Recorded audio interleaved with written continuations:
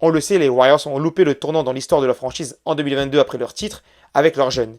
Et ceci a bien vieilli, car eux qui avaient bien construit via la draft avec leur Big Three autour de Draymond Green, Stephen Curry et Klay Thompson n'ont pas su se renouveler et sont coincés dans ce noyau qu'ils ont eu par le passé. Mais ce n'est pas la faute des joueurs à Draymond, puisqu'il y a un responsable et c'est Steve Kerr. Car Steve Kerr est un manager, ce n'est pas un coach qui fait progresser ses jeunes, qui forme ses jeunes, et lorsqu'il a un joueur à fort potentiel drafté très haut, il a souvent du mal. En 2019, les Warriors draftent Jordan Poole, qui deviendra important dans la conquête du titre, mais qui sera sacrifié au profit de Draymond Green. En 2020, les Warriors obtiennent le deuxième choix de draft, incroyable après une saison catastrophique en 2019-2020, et draft James Wiseman. En 2021, les Warriors récupèrent deux choix dans le top 15 de la draft, Jonathan Kuminga et Moses Moody. L'un est talentueux, peut-être le plus talentueux de tous, avec un fort potentiel, mais Steve Kerr et lui, ça ne passe plus, et surtout, il le trouve incompatible avec son système, et l'autre est un défenseur-shooter important dans le système des Warriors, sauf qu'à un moment, il joue beaucoup, et après, il disparaît de la rotation. Seul Podziemski a un temps de jeu de manière régulière et est même titulaire. Si vous regardez les joueurs qui sont dans la rotation des Golden State Warriors aujourd'hui, vous verrez des joueurs qui sont draftés